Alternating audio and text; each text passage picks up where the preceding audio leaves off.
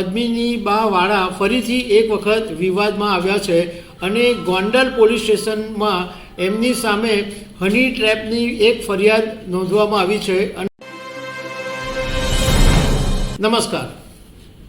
લોકસભા 2024ની ચૂંટણીમાં રાજકોટ ભાજપ નેતા પરસોત્તમ રૂપાલાની સામે જ્યારે ક્ષત્રિય આંદોલન ગુજરાતમાં શરૂ થયું ત્યારે પદ્મિની બા વાળા એમનું નામ ચર્ચામાં આવ્યું હતું અને વિવાદ પણ ઊભો થયો હતો.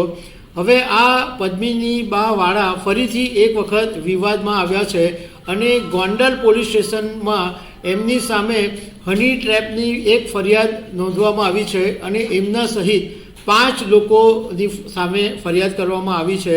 એમાં એમના દીકરાનું પણ નામ છે. તો આના વિશે હું તમારી સાથે વાત કરીશ. મારું નામ રાજેશ શાહ છે અને તમે જોઈ રહ્યા છો ગુજરાતના સૌથી મોટા ડિજિટલ ન્યૂઝ પ્લેટફોર્મ ખબરછે.com. ગોંડલમાં રહેતા રમેશભાઈ અમરેલિયા નામના એક 60 વર્ષના વ્યક્તિએ ગોંડલ પોલીસ સ્ટેશનની અંદર 5 જણાની સામે ફરિયાદ નોંધાવી છે અને પોલીસે ગુનો નોંધ્યો છે. એમાં 5માં એક તેજલ છૈયા નામ છે, એક પદ્મિની બા વાળાનું નામ છે, પદ્મિની બેન વાળાના પુત્રનું નામ છે અને ચોથો શ્યામ અને 5માં હિરેનનું નામ છે. હવે ફરિયાદમાં એવું કહેવામાં આવ્યું છે કે 15 દિવસ પહેલાં તેજલ નામની એક યુવતી આ રમેશભાઈના ઘર પાસે આવી હતી અને મંદિરનું કોઈ સરનામું પૂછ્યું હતું અને એ વાતમાં એ પછી એણે રમેશભાઈ પાસે મોબાઈલ નંબર પણ માંગી દીધો હતો અને રમેશભાઈ બિચારા એટલા ભોળા માણસ કે એમણે મોબાઈલ નંબર બી આપી દીધો. હવે થોડાક દિવસ પછી આ તેજલે ફોન કર્યો, વિડીયો કોલ કર્યો અને એ વિડીયો કોલની અંદર આ તેજલે પોતાના કપડાં ઉતારી નાખ્યા અને એ પછી ફોન કટ કરી નાખ્યો.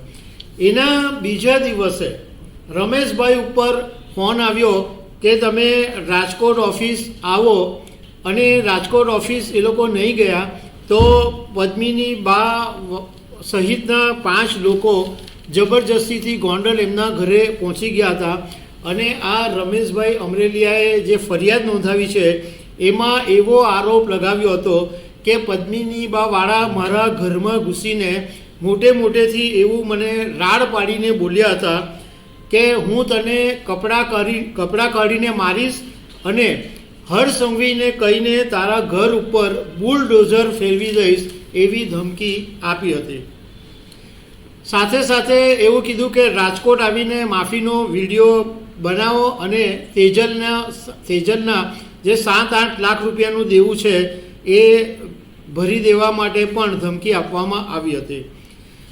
હવે ગોંડલ પોલીસ સ્ટેશનમાં જ્યારે પદ્મિની બા વાળાને પૂછપરછ માટે બોલાવવામાં આવ્યા ત્યારે બહાર આવીને એમણે મીડિયા સાથેની વાતમાં કહ્યું હતું કે આ વ્યક્તિનો ઈરાદો યુવતીની શોષણ કરવાનો હતો અને તેને ખુલ્લો પાડવા માટે અમે ગોંડલ આવ્યા હતા. અમે કોઈની સાથે મારપીટ કરી નથી અને મારો દીકરો તો મારી સાથે જ હતો, સાથે હોય છે દર વખતે, તો એમાં એની સામે FIR શું કામ કરવામાં આવે? હું સામાજિક આગેવાન છું અને કોઈના બી ઘરે હું પૂછવા જાઉં છું. હવે મા બેન દીકરીઓની ચિંતા કોઈ બીજું નહીં કરશે તો કોણ કરશે? બીજી તરફ આ જે રમેશભાઈ અમરેલિયા છે એની સામે પણ ગોંડલ પોલીસ સ્ટેશનમાં ફરિયાદ નોંધાવવામાં આવી છે. સામે ફરિયાદ થઈ છે અને રમેશભાઈની સામે બીભત્સ પજવણી કરવા બદલ ફરિયાદ નોંધવામાં આવી છે. તો દર્શક મિત્રો, આવી અનેક વાતો સાથે અમે તમને મળતા રહીશું. Thank you very much.